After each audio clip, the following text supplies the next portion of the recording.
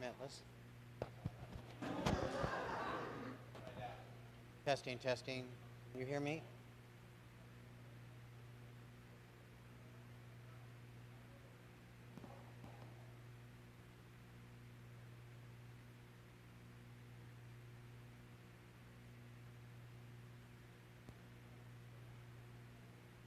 Okay, does this look good on the back here? I clicked it on there. Okay. Okay.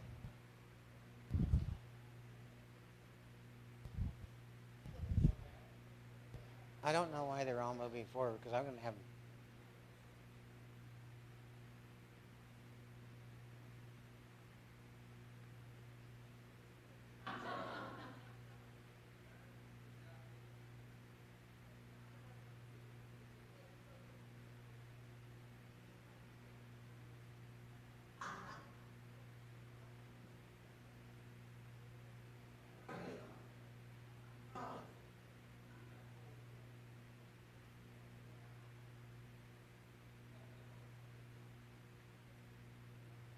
What do you think, Al? Is it on?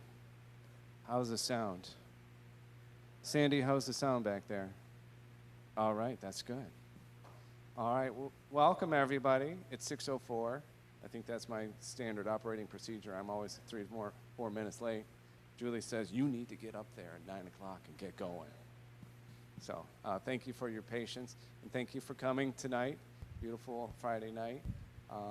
This is our question and answer session with Pastor Ray Hagan, who is up from Victoria, Texas, to visit with us and to talk about the intentional interim pastor process.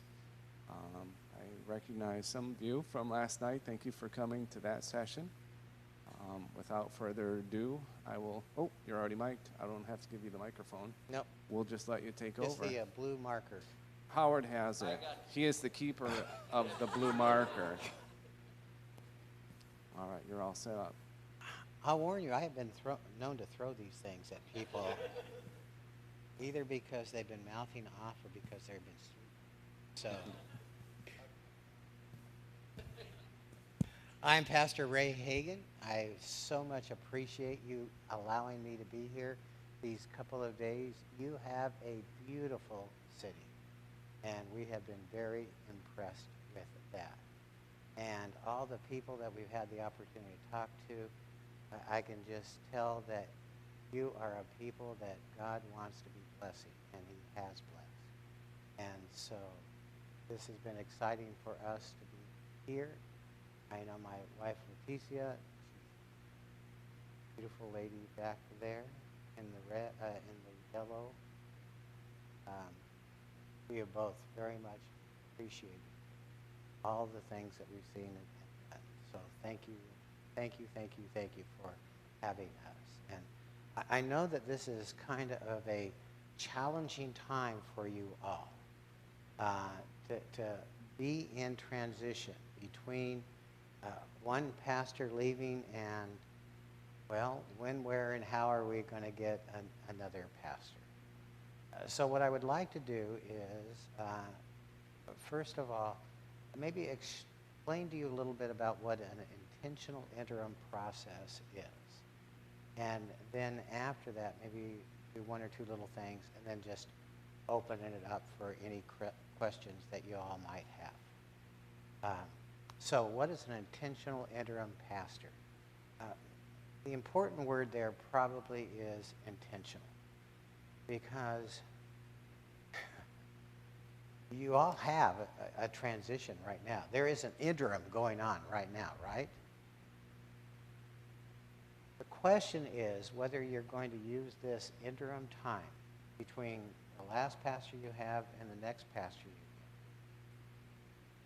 Whether you're going to use that to kind of tread water and just kind of get through, or are you going to use this as a time that God may be doing something very special for you? I understand you have beautiful seasons here, right? That contrary, and I've said this already, contrary to what Jay has been telling me, I guess every day is not like the days that we've been having this week, right? And you go from one season to another season to another season, and there are unique blessings in each of those seasons, right? Even winter. Okay. And maybe you like one season better than another, but you know, they're all blessings from God, and they're all times to appreciate in their own way. And the interim is a time in which you can recognize as a time from God and seek to accomplish something special during that. And that is what makes it an intentional interim.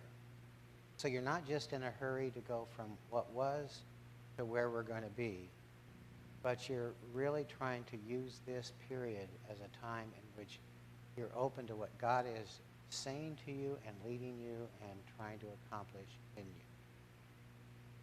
The word that I use a lot in intentional interim ministry is healthy. I hope that during an intentional interim that a congregation can become healthier. There's no perfectly healthy congregation. Just like there's no mature Christian. I mean, not perfectly mature. We're all maturing, right? We are all in process. And so during the intentional interim, what we're doing is trying to use this as a time in which we're trying to make the congregation healthier. Because I have a basic truth. That is that the healthier a congregation can become, the greater chance you're going to call a healthy pastor. And an unhealthy congregation is probably going to call an unhealthy pastor. And that usually doesn't work out good for me. So, intentional interim, it's an actual kind of course or training that a pastor gets.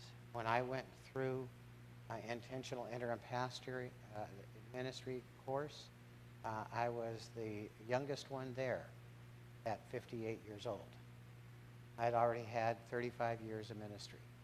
So an intentional interim is already someone who is a well-seasoned pastor. And the official training, and it's accomplished in one of two places.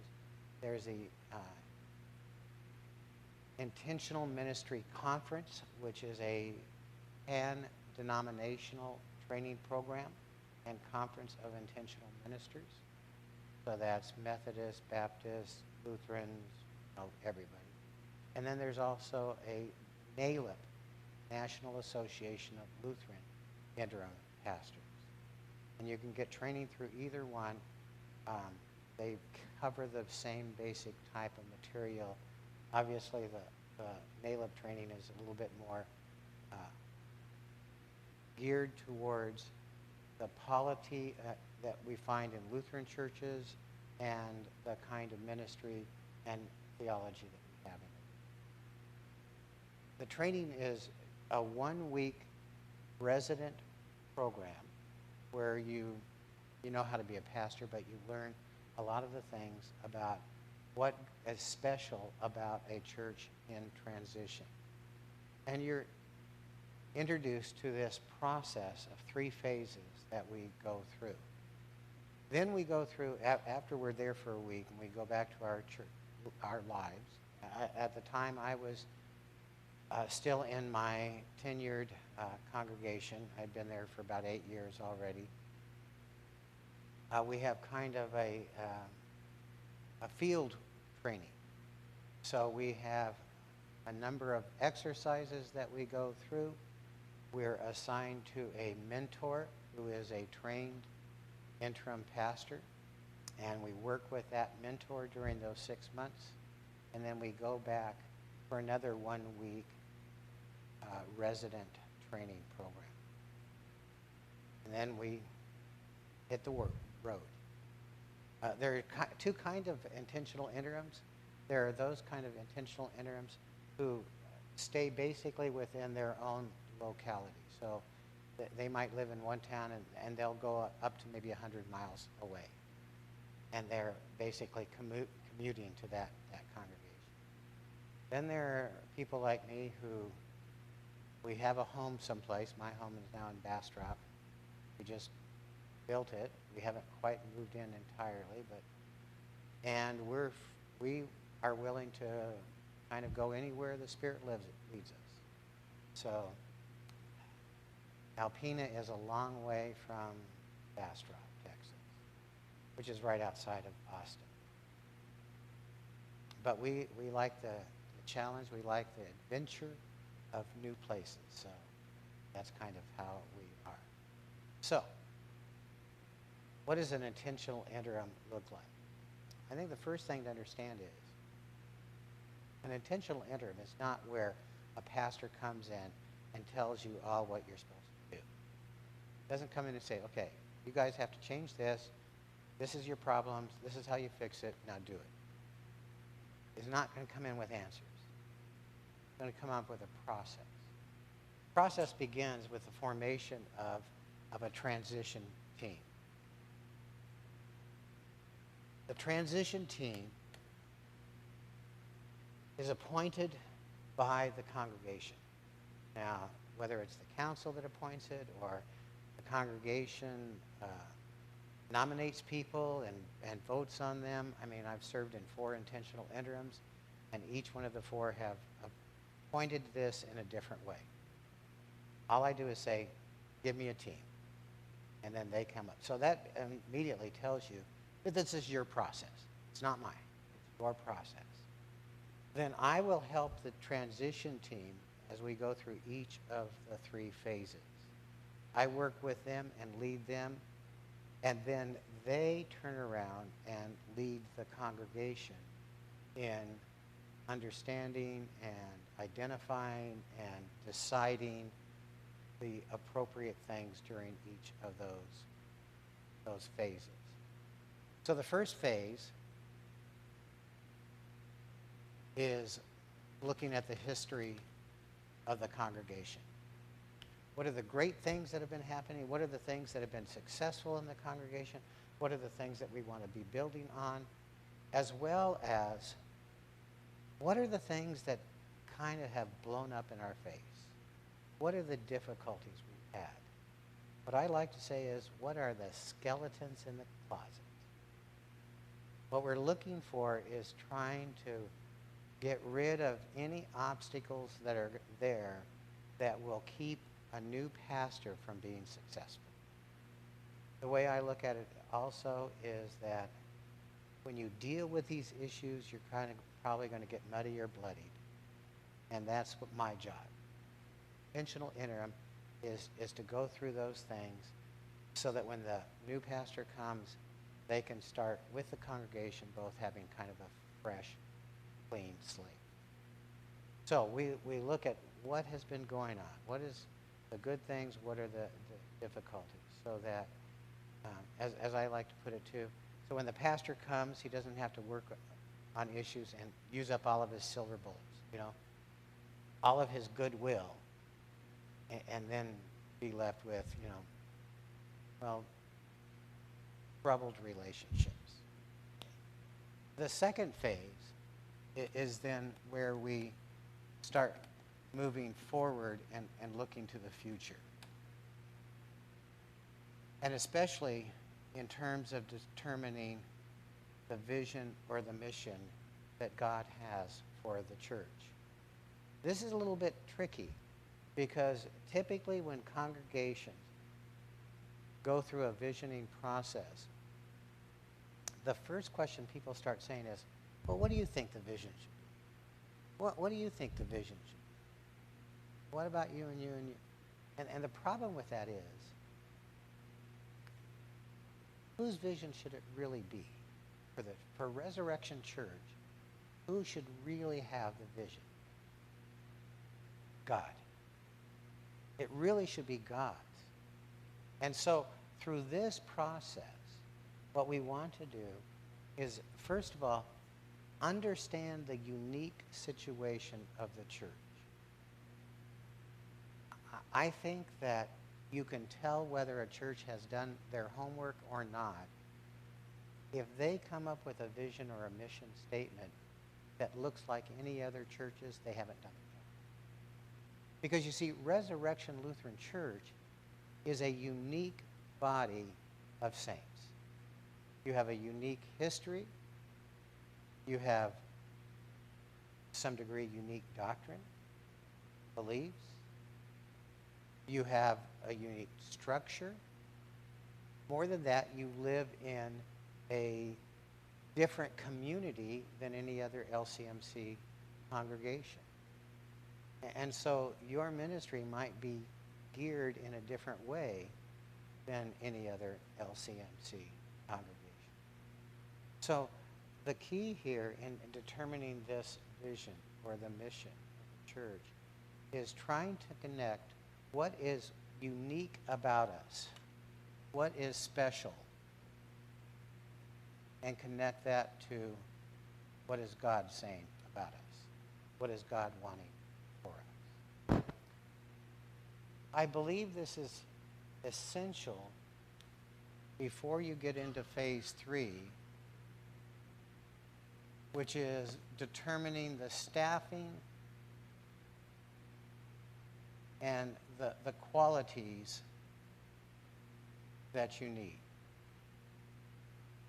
I say staffing because we don't go into the third phase with the assumption that it's going to be like a pastor.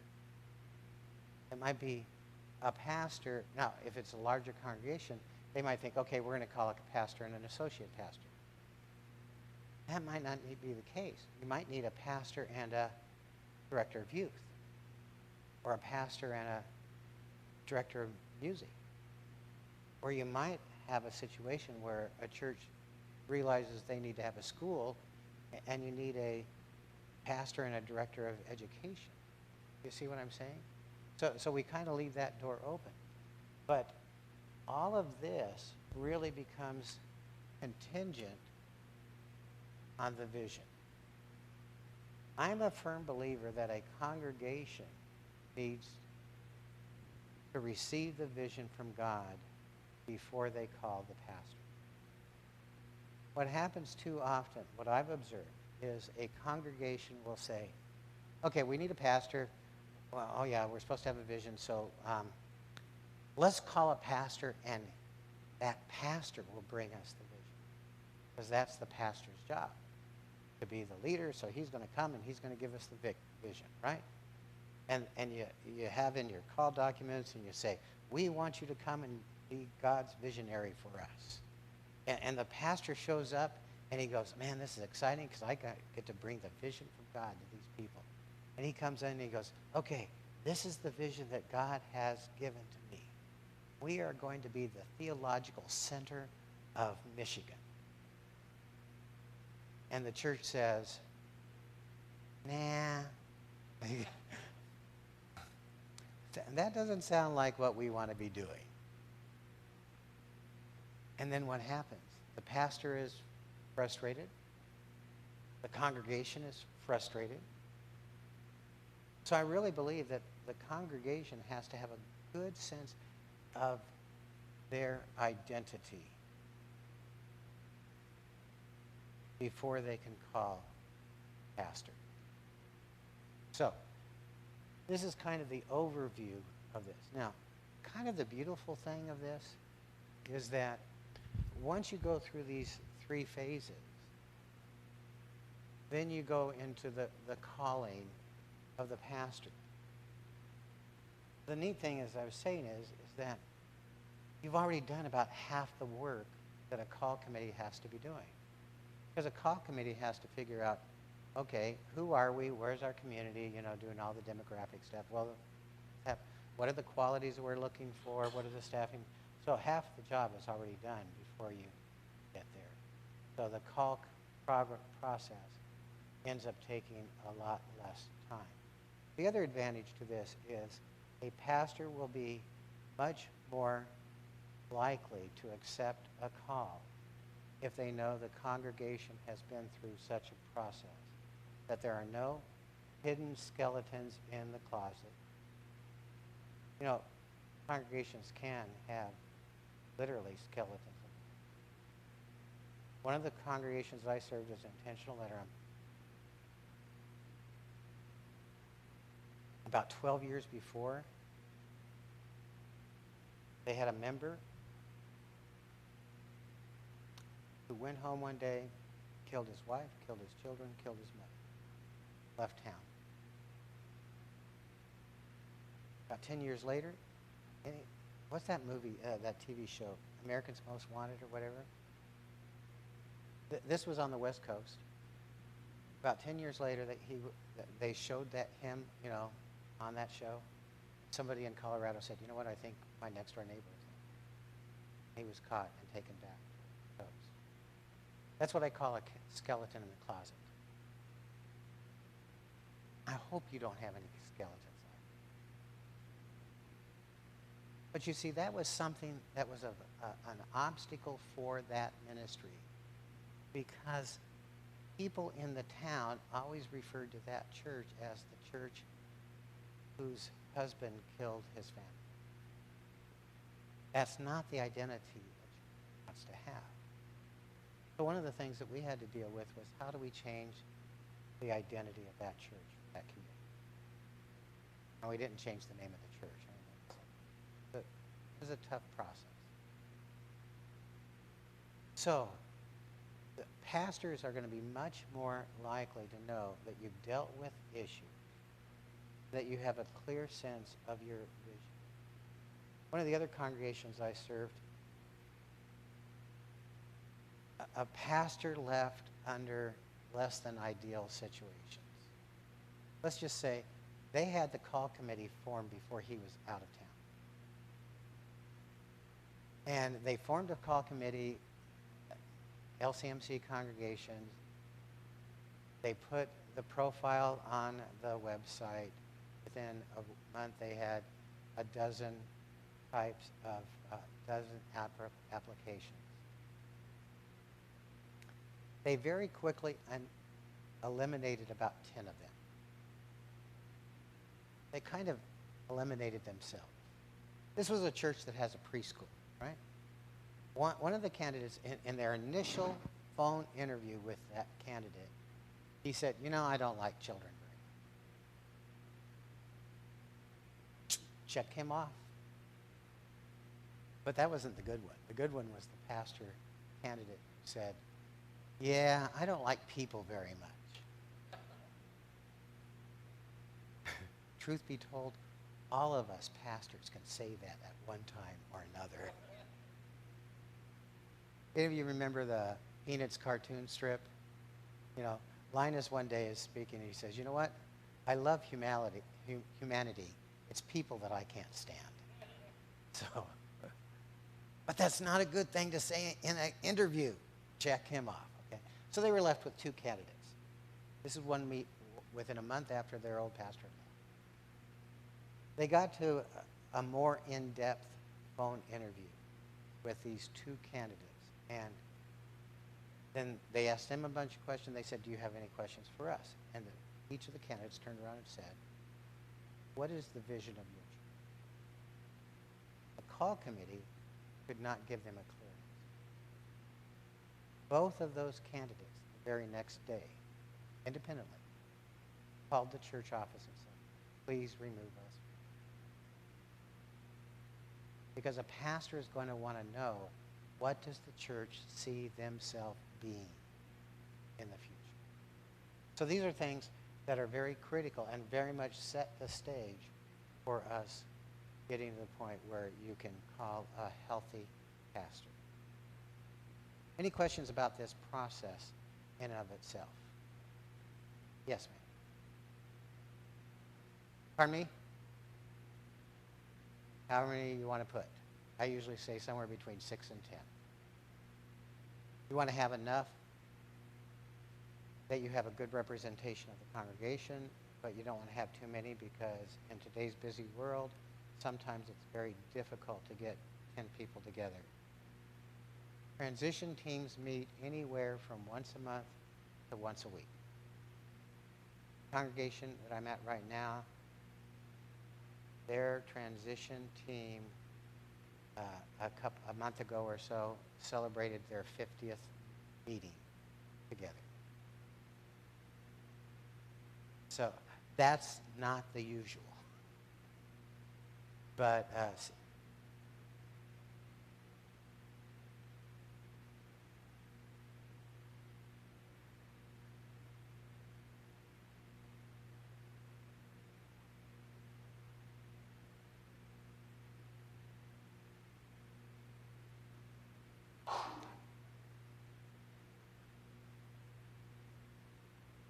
half the answer to that is, well, that's up to you. You know, I'm not going to pick them.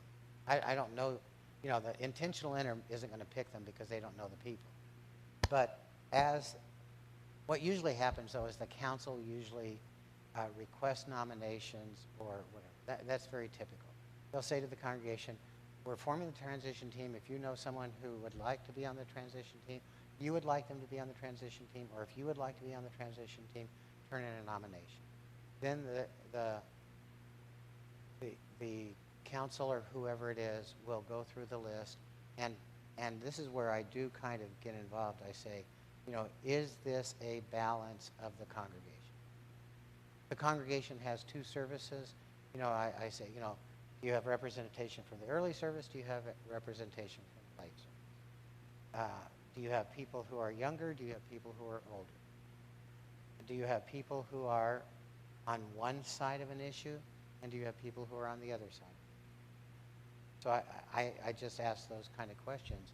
And to date, we've always been able to get a transition team that adequately represents the congregation. And another way of saying it is I encourage them to appoint the people so that everyone in the congregation has at least one member of the transition team that they feel that they can go to talk to. But that's going to be you all coming up with it. I'll just encourage you to make sure it is a broad-based representation. But a good question. Any other questions on this part here? Yes.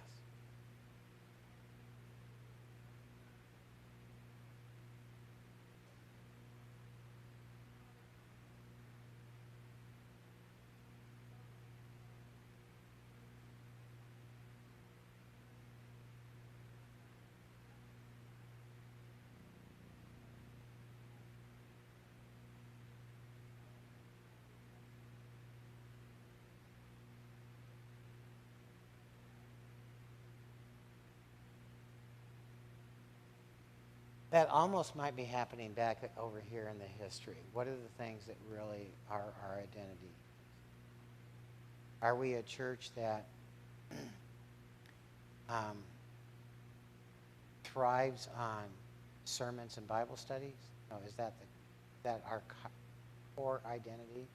Are we a church that strives or thrives on fellowship and gathering? Are we a church that thrives on community ministry and such? So I mean, this all starts here on the history and what are the things that we've done and such. Then when we get here for identity, this really is more forward looking. So really, what is the identity that God is calling us to? Usually not micromanaging type of thing. Really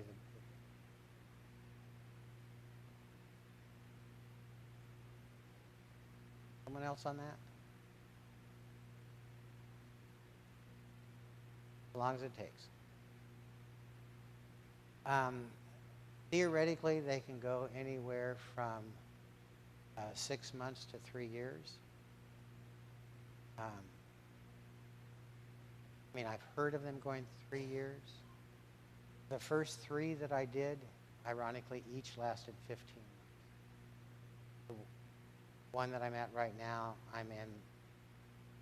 I just celebrated my 2nd anniversary at the church. So it's just a little over. But that was an unusual situation because this is Texas, right? Down South Central Texas, not too far from the Gulf. And my first Sunday there, actually the Saturday before my first Sunday there, was when Hurricane Harvey hit. And I was so depressed because nobody came to my first sermon. And so we kind of got sidetracked. In fact, that ironically became a real blessing from God for us as a congregation, because we became the kind of the disaster response team for Lutheran churches in the South Central Texas area. And we processed well over $100,000 of donations from other, mostly LCMC congregations, but other churches as well, and many other individuals. And so we kind of got a late start on getting our transition team going, because a lot of our effort went into, first of all, forming it was a 10-member disaster response team, and going out and not only receiving goods, but distributing those, as well as going out and actually helping. And that became a blessing because it really unified the church and invigorated the church. So that's why that was a little bit longer. The other thing is that in that church, they came to the realization that their congregational structure was not conducive to effective ministry. There was not clear lines of responsibility and authority and accountability. And so no one knew really who was in charge of what. And one of the things that I try to do in an intentional interim is whenever we're making changes, in fact, throughout the whole process, I insist that we have a lot of communication with the congregation, so that the congregation, for instance, on that, the first thing is we took 3 months just for them to come to a decision of what kind of model do we want as our governance.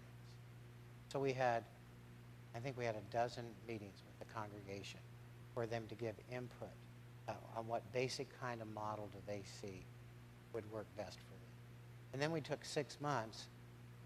Part of that was because of requirements for calling congregational meetings and things like that, and making bylaw changes and constitutional changes to change the constitution and bylaws to reflect that. So that was, 6 or 8 months just to accomplish that part. So that doesn't happen in every church. So that's what made that intentional and go a little bit long.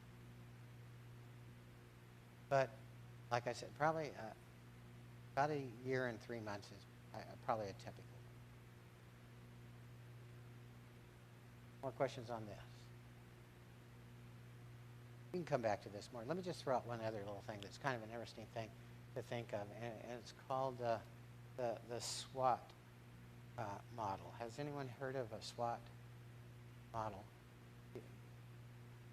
Strengths and weaknesses, and opportunities and threats.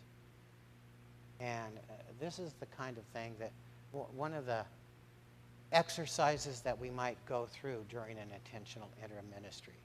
And that is to try to go through and look at what are the strengths that this congregation has. So let's just play that game. What do you think some of the strengths are of Resurrection Lutheran Church? Music. Very good, okay? What do you think are some of the weaknesses of the congregation? Yeah, I know there are no weaknesses.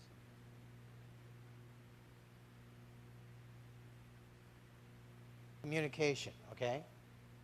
So what would be an opportunity? Maybe an opportunity especially that we have in the community around us or in society around us. What's the opportunity that we have?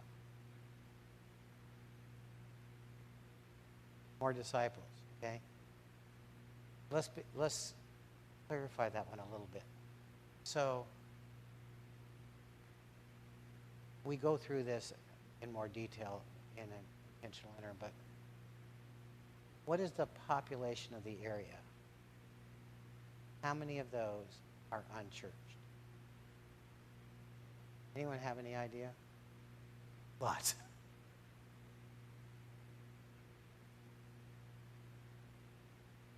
Okay. Wow. That's an opportunity then, isn't it? Look at all the people out there. So what would happen? So, okay, you say 70%. So what's the general population of the Alpena area?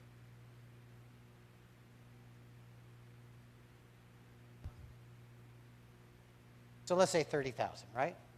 Okay. So 70% of 30,000 would be about 21,000. 21,000. If Resurrection Lutheran Church reached out and brought 10% of those into the church, how many is that? That's 2,000 people.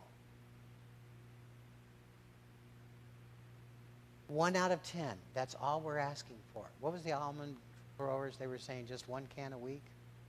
No. Just 10% of the unchurched. That's all we need to get in here. Well, we couldn't get them in here, could we?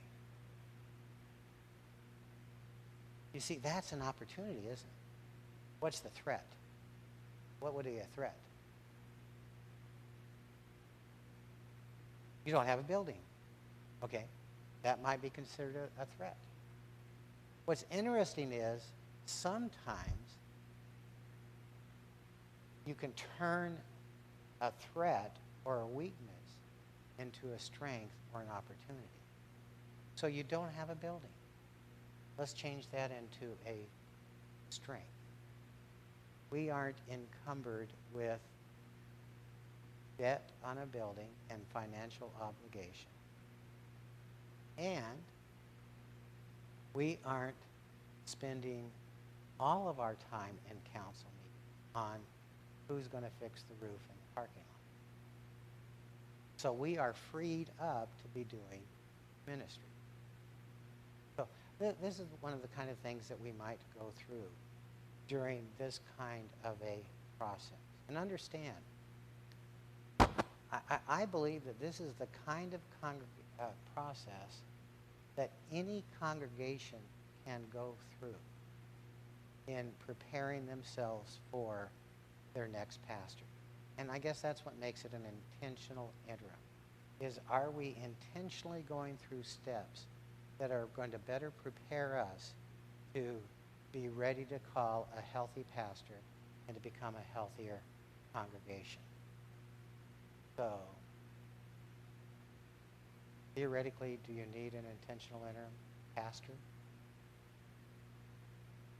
I have to say yes because, you know, that's my job. But a pastor can help you go through this. But, you know, are you guys evaluating your history? Are you thinking of who you are? You know, these are important things that every congregation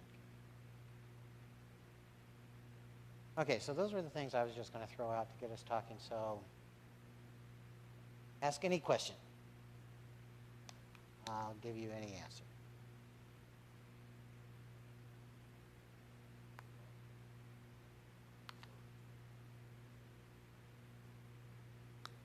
Actually, in fact, I traditionally encourage you not to put council members or ministry leaders onto the transitions, because they have responsibilities that are pretty much taking up their time, and they should be able to continue with that. But typically, we try to find people who are not on council.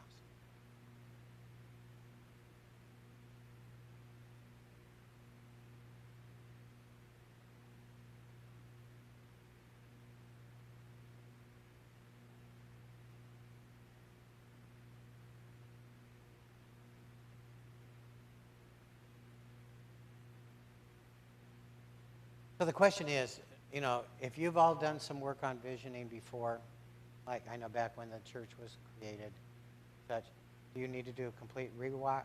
Well, That's kind of up to the transition team and the congregation. How much do they need to revisit that? I will say that my personal experience is that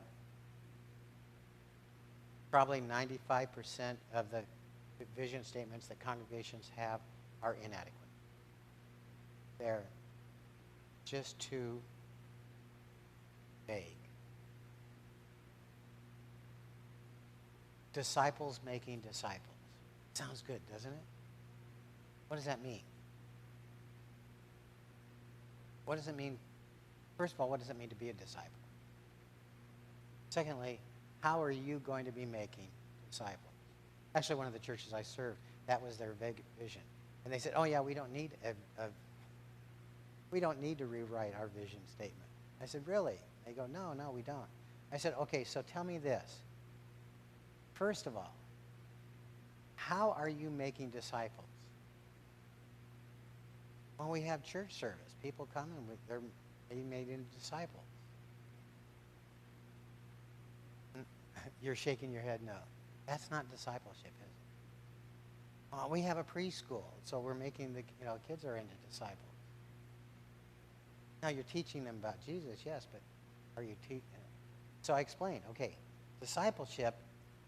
Let me describe to you kind of a typical discipleship program. A discipleship program would be where you have a mentor or teacher, and you have 2 or 3 people that they're working with. And those 2 or 3 people, they're going through a 1 to 2 year process in which they are learning about the chief teachings of the church. They're learning about how to study the Bible and memorizing Bible passages. They're learning about spiritual gifts. How many of you have heard about spiritual gifts? How many of you have not heard about spiritual gifts? You all heard about spiritual gifts? How many of you know what your spiritual gift is? Well, that number went down real quick. How many of you are operating in your spiritual gift? By the way, my spiritual gift is teaching. Probably teaching is my main one. Fruit of the Spirit. How many know what fruit of the Spirit are? That's essential for us to be in the fruit of the Spirit. Witnessing. Out regularly sharing your faith with other people and discipling them, starting the process over with them. Now that's discipleship. And then I asked the question, so how many of you all are ready to sign up for a discipleship program? No one raised their hand. So what do you think our vision should be? Well, making disciples, because that's what we've had. Okay. So it was just a nice, and that's the problem that many, many, many churches have with their vision statement. It's a nice, catchy phrase that can apply to anybody and everybody, but it has no real meaning for us, and we're not really following up with that. It's not something to write down on the back of the bulletin and say, oh yeah, that's our vision, but it's something to be living out. The congregation I'm serving just happened to have gone through this whole process, and our vision is more fully experiencing God through joy and compassion and helping others more fully experience God as well. And how do we experience God? Now that's in our vision, our mission statement, which is a much bigger statement. It talks about discipleship. And this is what we're trying to do, is help people experience God, especially in joy and compassion. And I was talking to a lady who came to one of my evening Bible classes. She came to one of my evening classes, and she came to my Sunday morning class, and then she was in late service. And I got talking to her, and I don't know how we got on the topic, but I asked her why she was there, and she said, because I want to be more fully experiencing God. And I said, hallelujah, somebody's been hearing what we're trying to do. But now that became her identity. I'm going to be someone who more is experiencing God. That's a vision statement becoming reality. And it's through discipleship. So I've been going through a 10-week series on each of the steps of what it means, the areas of discipleship that we're looking at. That's just the beginning, because this is going to end up being the whole focus of that congregation, discipleship. Good question. Someone else? Yes.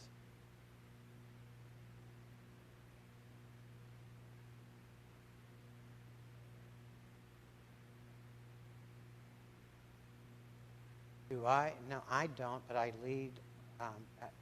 Tell me more what you mean by a barometric reading.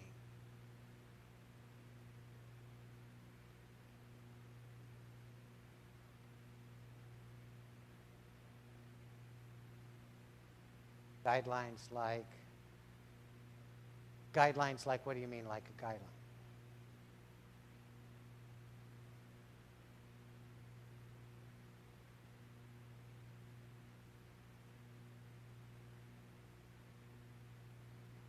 I have to answer that in two ways. First of all, as an intentional interim pastoral candidate, fundamentally, I don't care where you're at. I don't care who you are or where you're at. Fundamentally, all I'm asking is, where does God want me? God want me here? Then the answer is, Lord, I'm going. If he doesn't want me here, then I'm not going. That's the only question. Now, apparently, one or two of you think that there might have been some issues going on here at Resurrection over the last few months. You think it's more than one or two. And when people have described for me what they have seen going on, the phrase I keep hearing is, boy, I hope this doesn't scare you off. Nothing you tell me would scare me off from being an intentional pastor. Because, in fact, the worse it is, the more I'm needed and the more I probably want to be here. Am I crazy? Okay. It is my calling. It is my calling at this time of my life. So I don't get a lot into demographics and all that. If I were your candidate for the tenured position, and by the way, I use the word tenured, because how do you refer to the pastor who's here for the long time? Come on, give me a phrase. What would he be? The one I like is our permanent pastor. I'm the interim pastor, now we're looking for a permanent pastor. Let me ask you this. How many permanent pastors have you had?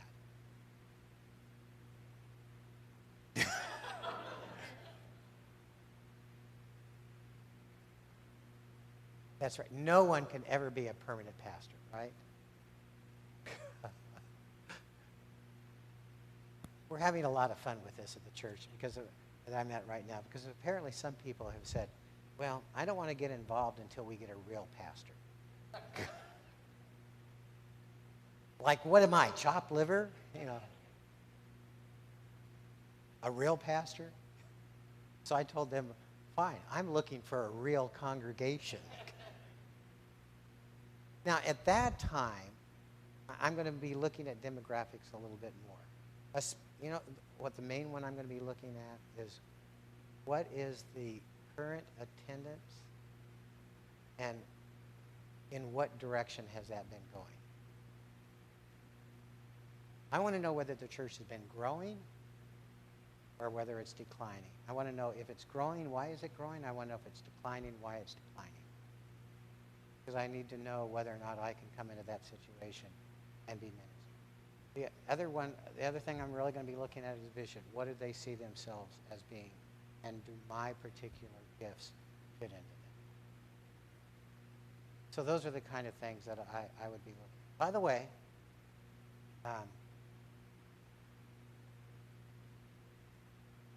in every contract that I have with a congregation, and this is typical for an intentional interim pastor, is it is written into the contract that you will not call your intentional interim pastor as your tenured pastor. You will not do that.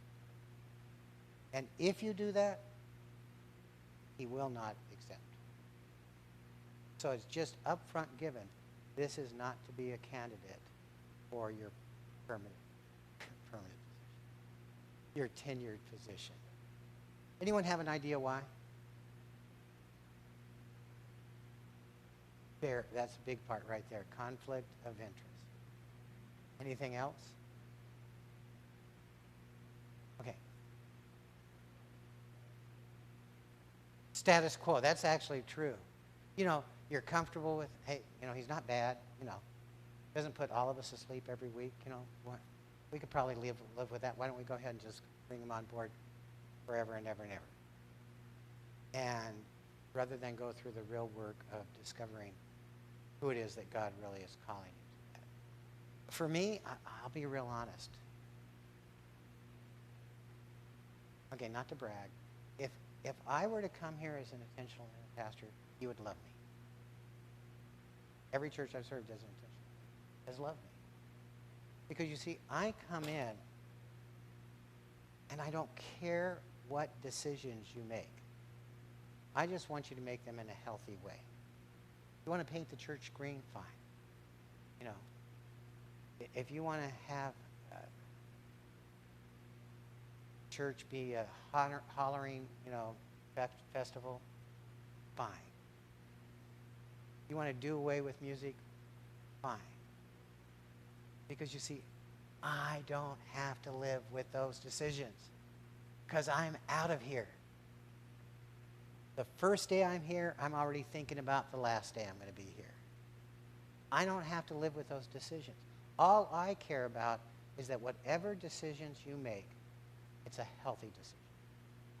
And it's one that's made in a Christ-honoring way. Now, if I'm the tenured pastor, guess what? I care about the decisions. And I may kind of influence you toward what I want. And you might not like that as much.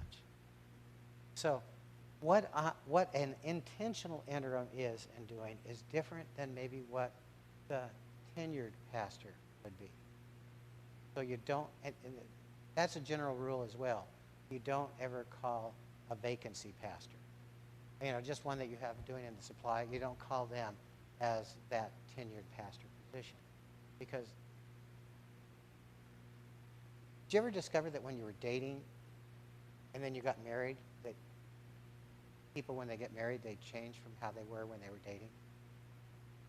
You ever notice that?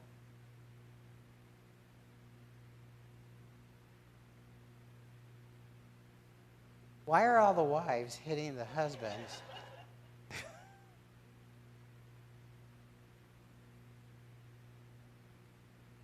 Someone once asked the question, why is it that men, when they get married, never want their wife to change, and women, when they get married, expect their husband to change? But that's another topic. More questions.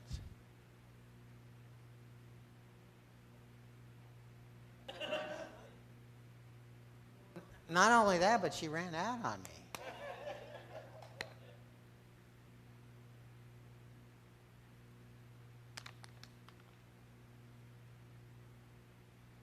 Yes.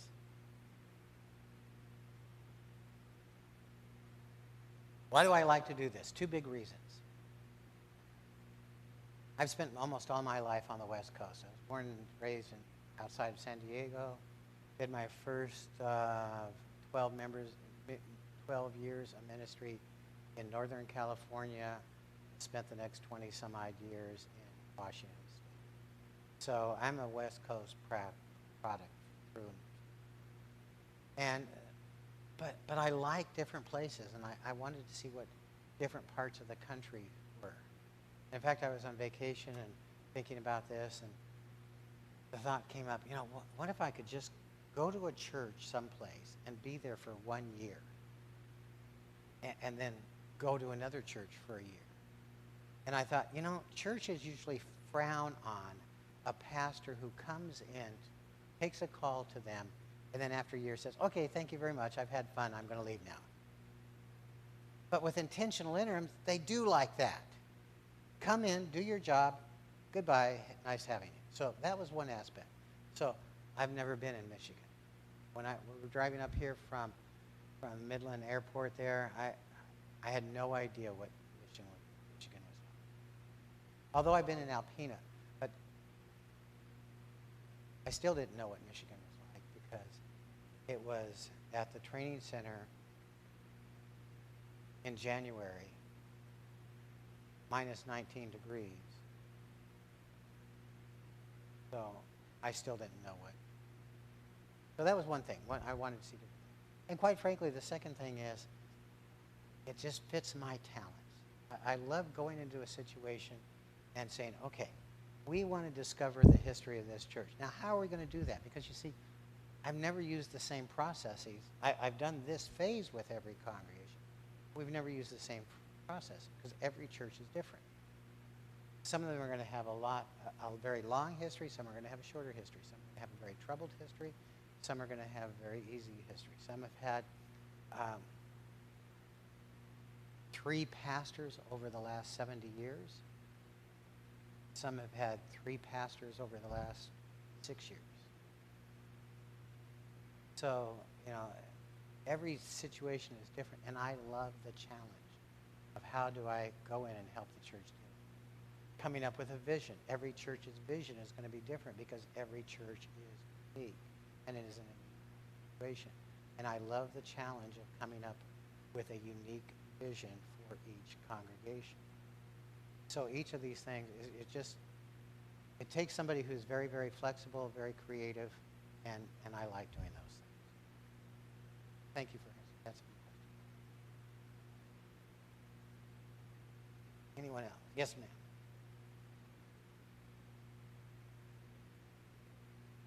I was Missouri Synod up until about 5 years ago.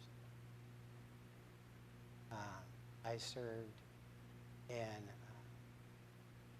5 congregations over 35 years in the Missouri Synod, and then I served my first 2 intentional interims in Missouri Synod, and then I've now done 2 in LC.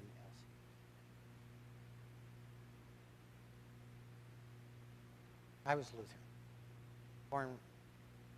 Baptized when I was 5 into a Lutheran church, and been here ever since. Yes. I'll answer for her. Yeah, my husband is my joy in life, and I want to make him as happy as possible. Was that the question you were asking? Okay.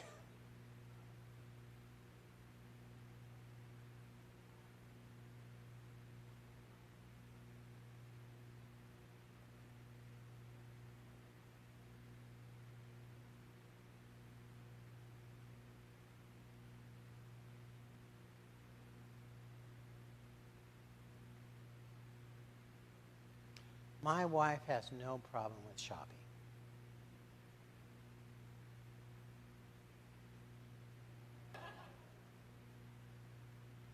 I'm sorry, she's already been at Myers downtown, the boutique there, okay? We've also been out to Myers, the one, the big, been to JC Penney, she's been to the shoe store there as well. My wife has no problem with shopping.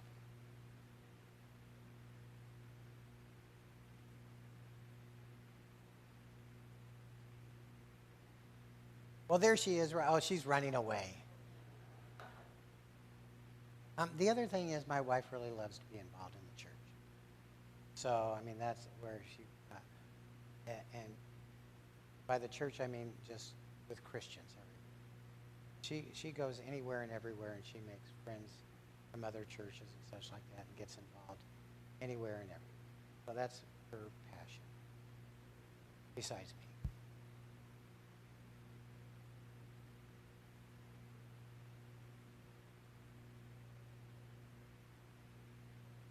So what's your average, what is your average attendance? Okay, you are not a small church. First of all, understand that you are not a small church. The average church in America is like 50 people on a Sunday. We get our perspective kind of skewed because we see all of these churches that have 2,000, 3,000, 5,000, and we start thinking that that is normal. And in fact, I saw, for instance, I think this was for the Missouri Synod, that only 20% of their congregations were over 200 on a Sunday. That means 80% of their congregations are under 200 on a Sunday. So you're not a small congregation.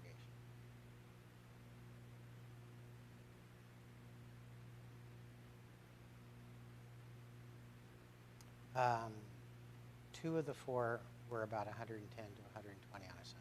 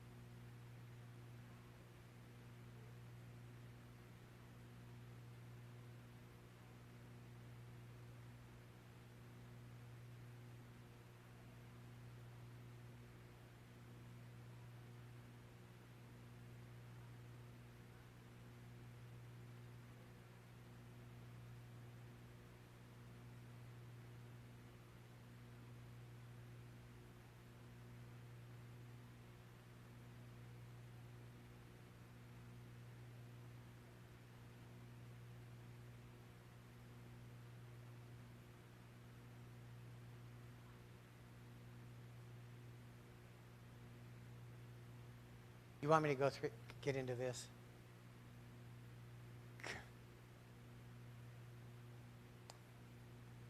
I've talked a lot to people about that right here. That's a big issue for you. I mean, it's a really big issue. Because you have admittedly a very unique congregation. You are very strongly identifying your laity as being the ones who are in charge. And the pastor is to simply be providing spiritual nourishment and support. Is that fair? Okay.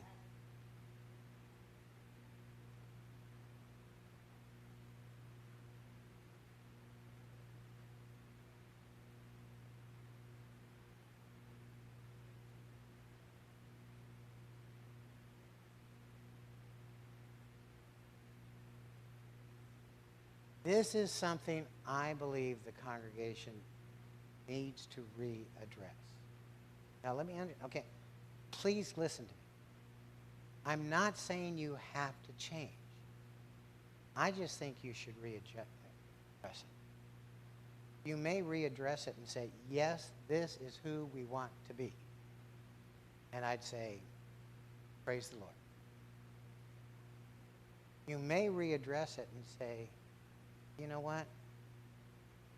In retrospect, maybe this isn't the most realistic system. Whether it's with me or some other way, I think you're going to have to address that. And I would say it this way, I think you're going to need to make an informed decision. You have to know the ramifications of the decision you would make on that. Now, understand, if you want to say, we're going to change who we are, and we're going to change our structure to allow the pastor to be more of a leader, you're going to have to feel comfortable with that. And from what I've seen, and I mean this in a good way, I think there's a lot of pride in the congregation in that you are a lay-led congregation. I've seen some real pride in that. The question is, what are the challenges that system presents? Because admittedly, Lutheran pastors are taught to be a leader. So the vast majority of pastors you would call would come in with the expectation that they get to lead the church. Can you find a pastor who will be willing to come in and serve in the structure that you currently have? Probably. In fact, I would say yes. But that will be a small minority of the pastors who are out there. So you're going to have to be really discerning on who it is that you call that would fit this kind of a. I see two potential problems.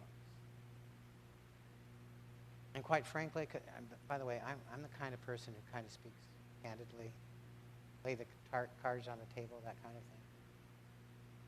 I think the first problem you're going to have with the structure that you have right now is there are going to be a lot of pastors that you could call, but they're going to want to be the leader.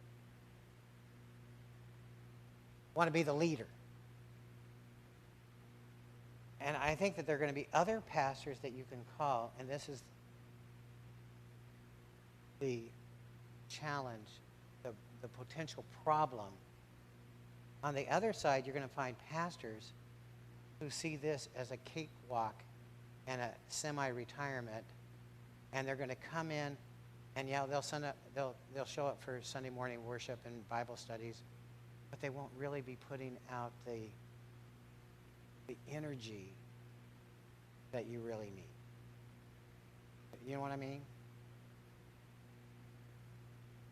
I don't know the circumstances exactly, but I would ask, have you already had one of each?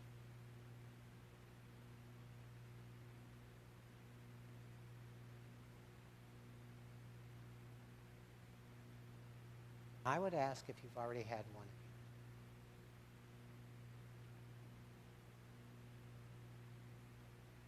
I'll ask the question again. Have you already had one of each?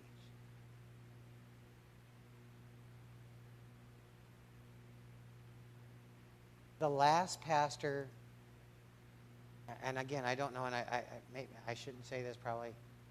From what I've heard from people felt like he wanted to be more of a leader then. And from what I heard about the first pastor you had, wasn't accomplishing the task that was being assigned to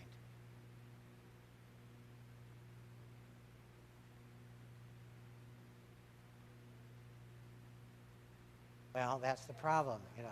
That's what I'm saying is it's very difficult to find that middle pastor. Can you? Probably. But it'll take a lot of hard work to find. So that's why I say I think you need to honestly address the question of who do we really want to be? And again, I think you need to be honest about that, because if the answer is, you know what, this is just who we are, we really like being this way, this is what we're going to be, then be that way. but be aware of the potential pitfalls that are there so that you call a pastor who really fits where you are. But yeah, most pastors are going to want to be much more.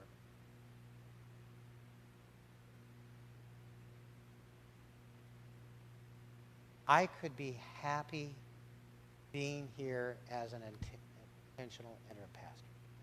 Okay? Because, again, I don't have to live with it for very long. I can come in, be with it, what you need, help you through the situation, but then I'm gone. Honestly, candidly, would I take a call here? Not as your tenured pastor. Because, again, as an interim pastor, I'm very hands-off. As a tenured pastor, I get my hands messy. Go ahead.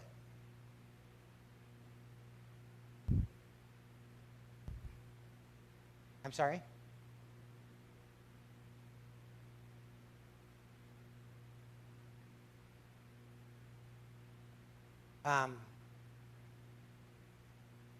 I think you need a pastor who, first of all, has the characteristics that Scripture describes for a pastor. Okay, get out your Bibles. Y'all brought your Bibles tonight, right? Brought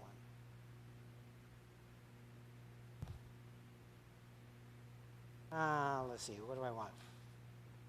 Peter or Timothy? Look at Timothy.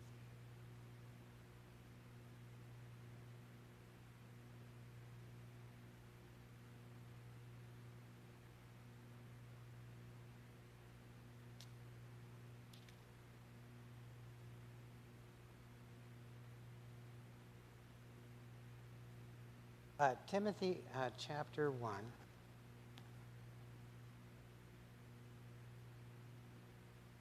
Did I say Timothy? Titus. Titus chapter 1. Just checking to see if you're listening.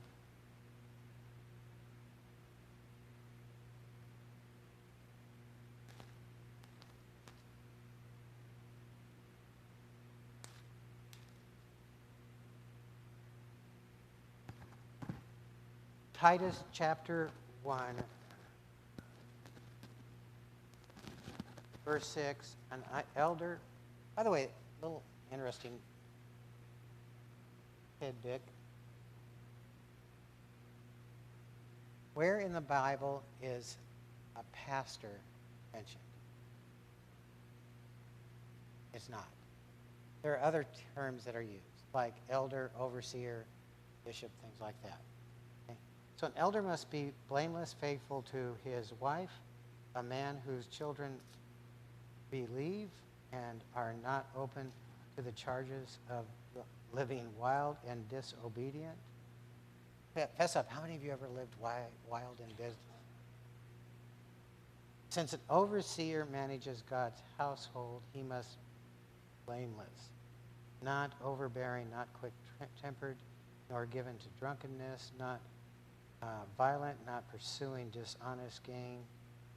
Rather, he must be hospitable, one who loves what is good, who is self-controlled, upright, holy, and disciplined. What are the kind of things that are mentioned there? There we go. Character. So what do I think this church needs? I think they need a pastor of character. Number one. Look in 1 Timothy chapter 3. 1 Timothy chapter 3.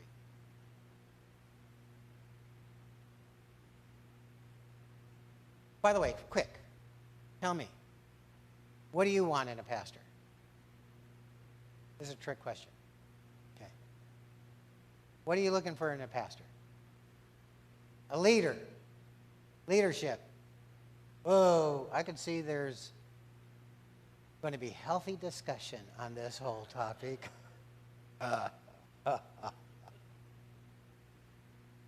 Led by the Lord. What else are you looking for in a pastor? A teacher, what else? Full of grace, what else? What? Counselor. Good with youth. Good preacher. Can sleep, can sing. Ooh, and his wife needs to be able to play an instrument. Okay.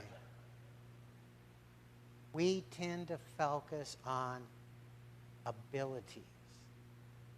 And what we saw in Titus was character. Okay, 1 Timothy chapter 3. Here is a trustworthy saying. Whoever desires or aspires to be an overseer desires a noble task. Now the overseer is to, by the way, let's do that. Call me overseer. Overseer Hagan. That's who I like the tone of that, Golly. Now do you want to call me as overseer? Now the overseer is to be above reproach, faithful to his wife, temperate, self-controlled, respectable, hospitable, able to teach, not given to drunkenness, not violent nor gentle, not quarrelsome, not a lover of money. He must manage his own family well, blah, blah, blah. Okay. What are almost all of those things? Character, right? Except one thing. There is one ability mentioned. Ability to teach. Ability to teach. I believe the two things I think this church needs is a person of character and a person who can handle the Word of God rightly. Now, there are other qualifications the pastor should probably have, and one that could live within the vision that you all have. There are going to be other things, but these are general truths that are there. But you see, those two things, character and ability to teach,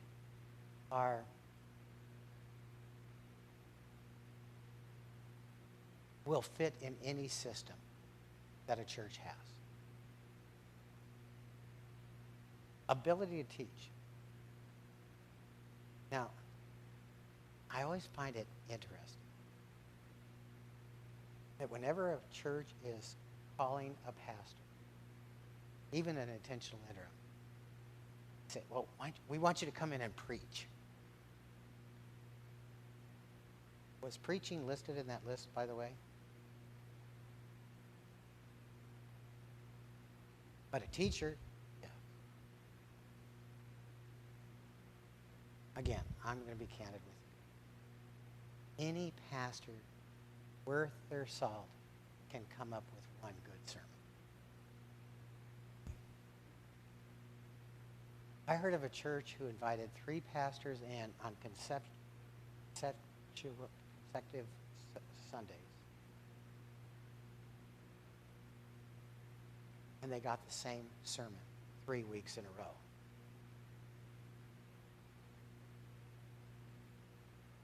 But teaching, see, if I were a congregation, what I would want is the pastor to come in and teach about it. I want to know if they can teach the Word of God. I want them to know the Word of God. And besides that, how many of you ask questions in the middle of the sermon? I mean, out loud. How much give and take is there in a sermon? Huh? Very little, right? An amen once in a while. So, do you really get to know a pastor? Do you get to know a pastor, how they think, how they operate, just by listening to a sermon? But in a Bible study, do you ask questions? Do you find out how they can think? Do you find out how well they know the Bible? That they can just say, oh yeah, let's turn back over to this and see it here. This is where you get to know whether a pastor is able to teach the Word of God or not. So, character, apt to teach. Great question. More questions. How are we doing on time? Are we at 10 o'clock yet? Huh? 7:22. Okay, we have another hour and a half, you said? You don't have, you have dessert? You have anything waiting? Nothing? Okay, this is not a Lutheran church. Okay. Yes. I started, I'm sorry. I started in November, December really of 2011.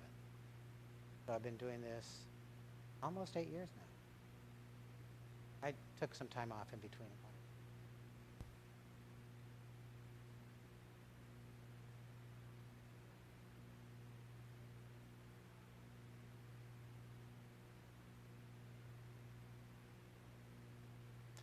I have done some conflict resolution. Many intentional entering pastors have been highly trained in conflict resolution. And there are special, like almost any career, there are actually advanced classes available for intentional interims and conflict resolution, one of those.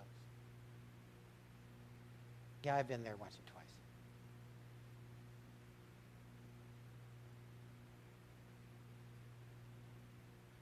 Other questions?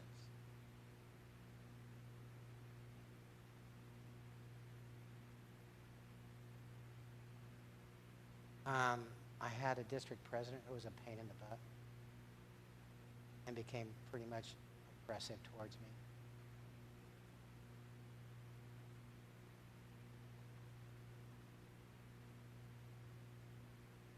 Kind of sound like ELCA.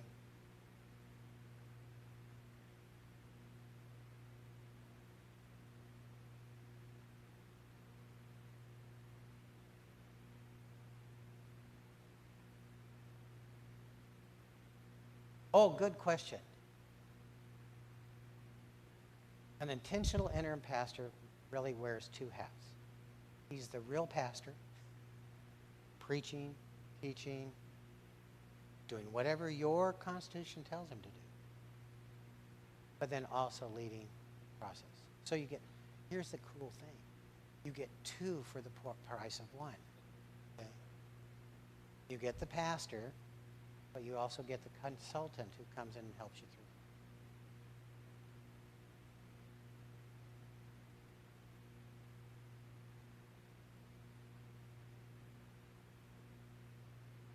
I'm sorry? If that is a responsibility of the pastor in that congregation, yes.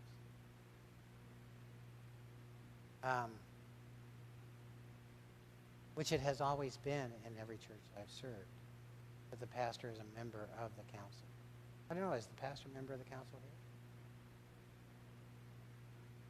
So, then the pastor would, the intentional interim pastor would be.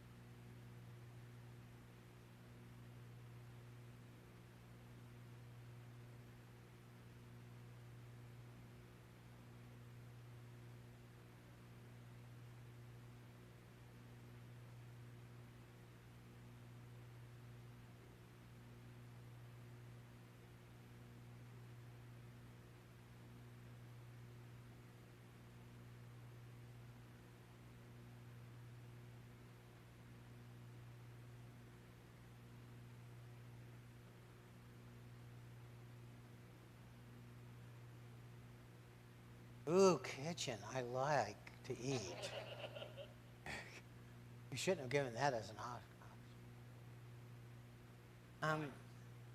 I like all ages, but admittedly, I'm more of an adult teacher. I have a warped sense of humor. Okay, so I go along with Mark, wasn't it Mark Twain who said, when kids turn 13 and become a teenager, you put them into a pickle barrel and you feed them through the cork hole. And when they turn 18, you put a stopper in the cork hair hole. I love children. Love children. I wasn't the pastor who said I don't like pets.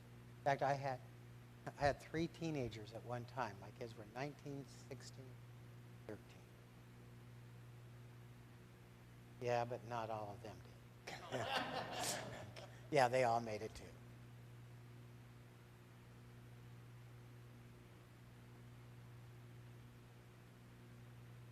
See the old wheels going, okay, what can I ask? What can I ask? I got to ask something. Go ahead. The current one, no. If that's expected, yes. My favorite children's sermon, I mean, through the course of my history, my ministry, I've done them. I mean, I've done hundreds and hundreds and thousands. My favorite, though, is one Sunday, I told the kids, I'm going to give you a homework assignment. I want you to give the children's sermon next week. So I want you to all go home, and I want you to find something that reminds you about faith. And I want you to bring that next week. And you can tell us how this tells us about faith. Wasn't that a brilliant idea? Yeah. No. And so the next week, I call the kids forward, and I see one of the kids fumbling back there, and he comes up, and he's brought a pencil out of the pew rack. Didn't give much thought to this. And then I was supposed to figure out what's the message there. And I looked at the pencil, and it said, keep in pew.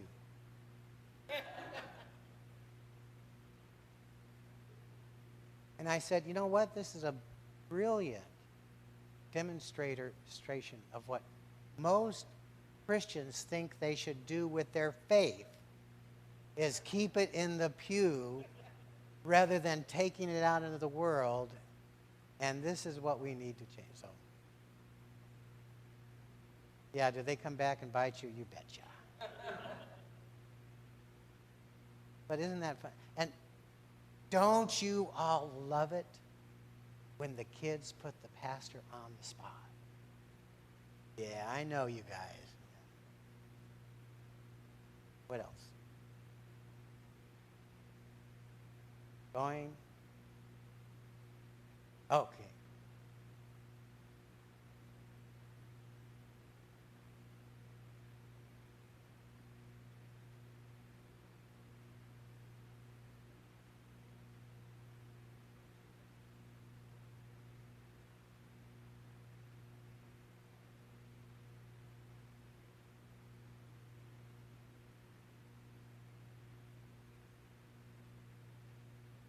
Can I answer that when we meet with the council? Okay, I will answer that when we meet.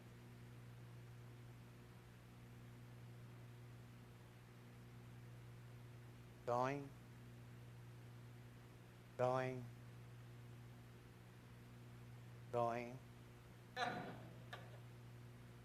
And back to you, Jay.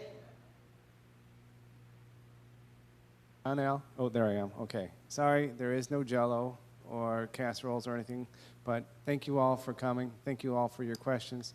Thank you all for your love and involvement in our congregation. And thank you, Pastor Hagan, for that wonderful presentation. Very much appreciate it. Thank you all for having me. Thank you.